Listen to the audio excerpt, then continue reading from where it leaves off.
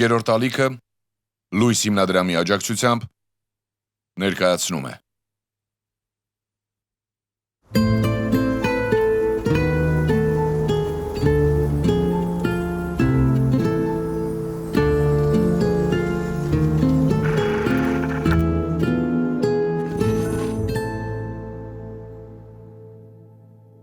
Բարի հանդիպում, հավատարիմ բարեկամ։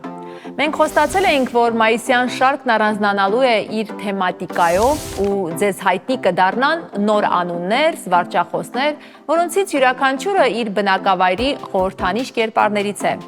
Դուք գիտեք, որ Պլոպուղին համարցախյան կերպար է, բոլորինը, նա խոսքի ու ժպիտի վարպետն է, բայց եւ Արցախում տարբեր ժամանակներում ու տարբեր բնակավայրերում ծնվել ու ապրել են ոչ միայն բուղիագիտություն, ուղղությունն ուսումնասիրողներ ու հանրայնացնողներ, այլև ժողովրդական իմաստնության, խոսքաշինության ու զվարճասացության շնորհ ունեցող անհատներ։ Մենք հնարավորություն կունենանք ճանաչելու անուն առ անուն, իսկ այսօր ներկայացվող պատումներում դու հաճախ կլսես Սապոժնիկ Վաղոյի կամ Ջրտրեցե Վաղոյի մասին։ Սապոժնիկ Վաղոն Վաղինակ Մելիքսեթի Հովանեսյանն է, որը ծնվել է 1929 թվականին Ճարտար գյուղում։ Զվարճախոս էր, սրամիտ, առակախոս, նաև սեղանապետի համբավ ուներ։ Երկար տարիներ աշխատել է կոշկակար ու նրան բոլորը ճանաչում էին թե իր արհեստով և թե իր սուր լեզվով։ Ի տարբերություն Պլոպուղու, Արցախի մյուս բոլոր զվարճախոսների խոսքում, այդ թվում եւ Վաղոյի խոսքում, նկատելի է նաեւ աննրբանկատություն, երբեմն նաեւ չափազանցված անմիջականություն։ Եթե Պլոպուղու խոսքը կրթող, դաստիարակող, ուսուցանող էր, ապա մյուս զվարճախոսների պատումները կենցաղագրություններ են, գեղարվեստականացված ու ճանաչողական մեծ արժեքով։ Այսօր ձեզ ներկայացվող շարքը Արցախյան ազատամարտի ընթացքում ստեղծված զվարճապատումների փունջն է։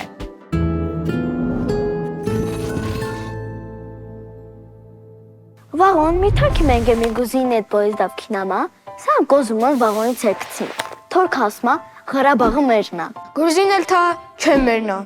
Վաղոն ասմա Ես ուստամարդում, ձեր ճողտ ազգերին էլ կծաղեմ։ Սան կասումն Ապարոն վաղո, ինչի ուստա ես։ Ես մռալն ուղղութի շինողն եմ, մռալ ծանա, ուղղութին ինձանա։ Ավոն մոթը մելքոնյանը, պրիկազատամ։ Հյուր խոխա, փախա ծայնում, կրվան, ուրանց տանան, յողան դյոշակ բերին կազարմա վեր սադատները քոնին։ Ավոն մի քանի հոգավ կինամա Սապոժնիկ Վաղոն աստոն, վեր յողուն դյոշակ յորոնի։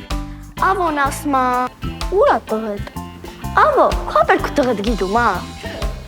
Պա եթե չէ, ես ինչ գիտամ տղասորը։ Ղարաբաղը գրվեն թունդ մամետնա,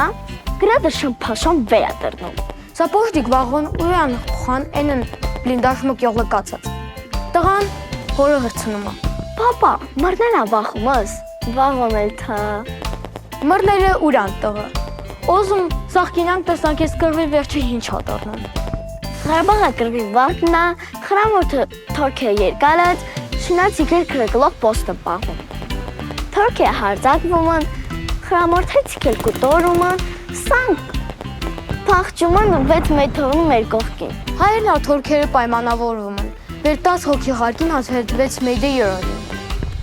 Շեմ իր դա է թորնը կաոսը դղայնում, ասումա։ Դա դիզոտունչ, 10 հոգի կյամուն ինչանին։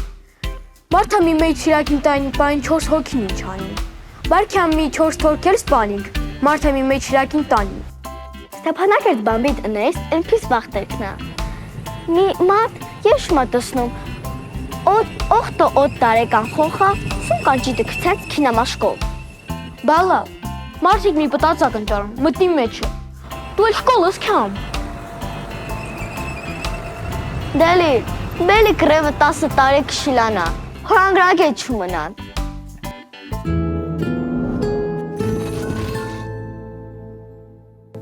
Խոխեք, իսկ դուք ես զվարճապատումներից ինչը հասկացալ, ինչը կսվերալ, ձեզ ամենաշատը վերնատուր եկալ։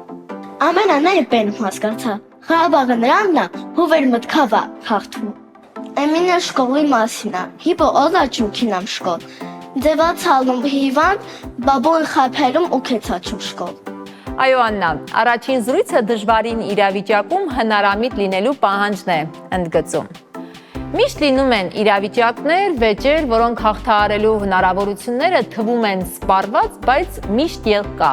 Ու մեր զվարճախոսների յուրաքանչյուր զրույց մեզ այդ դասն է ուսուցանում։ Այն, ինչ վաղոն պարզ մեկնաբանում է, նոր աշխարհում այդ լեզուն դիվանագիտության լեզու են ասում։ Իսկ տատի խոսքերը մեր իրական կյանքի պատումն են։ Արցախյան ազատամարտի տարիներին երբեք չի լռել դպրոցի զանգը, չեն դադարել թիկունքային աշխատանքները, տատ ու պապ, կին ու երեխա, բոլորն իրենց տունն ու բնակավայրը բերդ դարձրած մարտիկներ էին, անդուլ աշխատանքով, համբերատար սպասումով ու հաղթանակի անբեկ հավատով։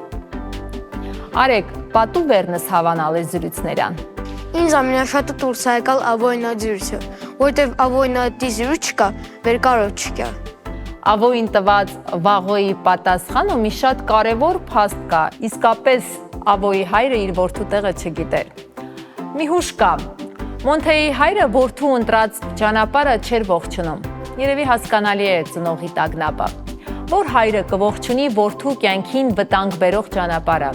ու երբ մի անգամ նախատում է այդ առիթով ավոյին, ավոն պատասխանում է. Եթե դու քո բաժին կռիվը տայիր, ես կռիվ չէի ունենա։ Ես հիմա իմ ու քո բաժին կռիվն եմ տալու, որ իմ որդուս ես էլ կռիվ չթողնեմ։ Իսկ նրա կռիվը ո՞րն էր։ Նրա կռիվը հայի իր տանը, իր հողում մնալու, ապրելու, արարելու համար էր։ Իր կռիվը օտար հողում ապրող ու արարող հայի ճանապարհի ու ճակատագրի դեմ էր։ Նա իր հայ լինելու մասին, իր ժողովրդի ճակատագրի մասին իմացավ 12 տարեկանում, եւ նրա կռիվը այդօրինակ ճակատագրի դեմ էր։ Հիմա նորից հողմապտույտի մեջ է հայոց երկիրը, ու այսօր մայիսը հաղթանակի վայելումի բերկրանքը չունի։ Սուրը փառքի պատյանում չմնաց, ու նորից ծնվող ավոների բաժին կռիվը